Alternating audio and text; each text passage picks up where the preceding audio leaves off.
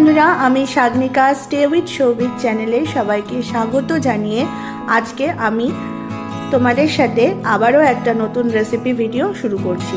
আমি আজকে তোমাদেরকে বানিয়ে দেখাবো শুটকির ভর্তা। এখানে আমি শুটকির ভর্তা বানানোর জন্য লোটে শুটকির ব্যবহার করছি। এই শুটকির ভর্তা আমাদের বাড়িতে প্রত্যেকের ভীষণই প্রিয় একটা খাবার। তো আমি এই রান্নাটা কিভাবে করছি সেটাই বা করে থাকি সেটাই আজকে তোমাদেরকে আমি শেয়ার করব। এই রান্নাটা করার জন্য আমি এখানে নিয়ে নিয়েছি পেঁয়াজ। এখানে আমি পেঁয়াজটাকে 7 থেকে 8টা পেঁয়াজ ভালো করে কেটে কুচিয়ে নিয়েছি। আর নিয়েছি কয়েক টুকরো রসুন, গোটা রসুন, আর রয়েছে শুকনো লঙ্কা আর কাঁচা লঙ্কা। শুকনো লঙ্কা আর কাঁচা লঙ্কার পরিমাণটা এখানে একটু বেশি ব্যবহার করতে হবে, কেন শুটকি কিন্তু একটু ঝালঝালি খেতে ভালো লাগে। তো চলো আর দেরি না করে রেসিপিটা চটপট শুরু করে ফেলি। কড়াইতে আমি দিয়ে দিয়েছি সর্ষের তেল, তেলটাও গরম হয়ে গেছে। এবার আর মধ্যে দিয়ে দিচ্ছি আমি রসুন কুচি।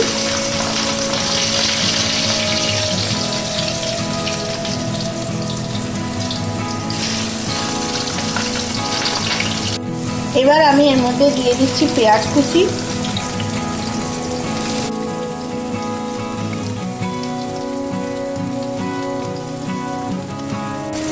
আর দিয়ে দেব লঙ্কা কুচি। এবার এখানে আমি পেঁয়াজ, রসুন আর কাঁচা লঙ্কা ভালো করে ভেজে নেব।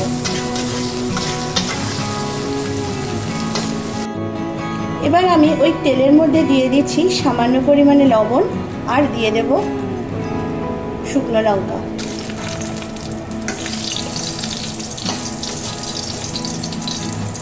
এবার আমি শুকনো লঙ্কাগুলো তেলের থেকে তুলে নিচ্ছি। এখানে আমি দিয়ে দিচ্ছি সেদ্ধ করে রাখা শুটকি মাছ।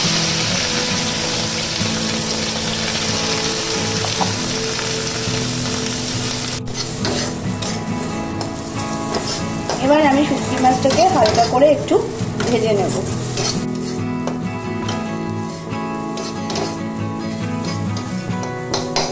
এখানে আমি একটা গ্রাইন্ডার পট নিয়ে নিয়েছি। এবার আমি এর মধ্যে দিয়ে দিচ্ছি পেঁয়াজ আর কাঁচা লঙ্কা ভাজা, আর দিয়ে দেব রসুন ভাজা,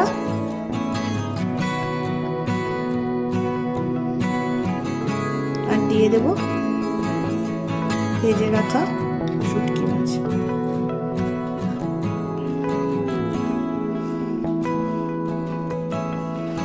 আমার এখানে সবকিছু একদম পেস্ট করে নেওয়া রেডি। এখানে এবার আমি কড়াইতে সামান্য একটু নেড়ে নেব, আর এই সময় আমি দিয়ে দেবো এর মধ্যে পরিমাণ মতো লবণ।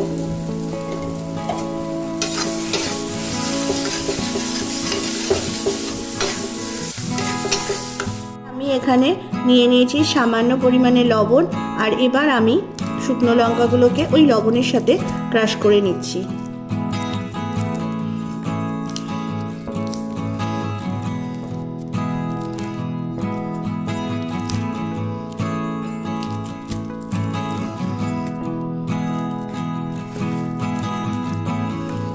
এবার এখানে আমার কিন্তু ভর্তার রেসিপিটা একদম রেডি, গরম গরম ধোয়া ওঠা ভাতের সাথে সার্ভ করার জন্য। এটা খেতে কিন্তু ভীষণই ভালো লাগে। আর আমি যেভাবে শুটকিটা তোমাদেরকে বানিয়ে দেখালাম, এইভাবে খেলে কিন্তু শুটকির গন্ধটাও একদমই বোঝা যায় না, আর খেতে দারুণ হয়। তো আর দেরি না করে অবশ্য এরকম একটা রেসিপি তোমরা বাড়িতে বানিয়ে ফেলো। আজ এই পর্যন্তই, আসবো আবারও একটা নতুন রেসিপি ভিডিও নিয়ে। ততক্ষণ তোমরা ভালো থাকো, সুস্থ থাকো, টাটা।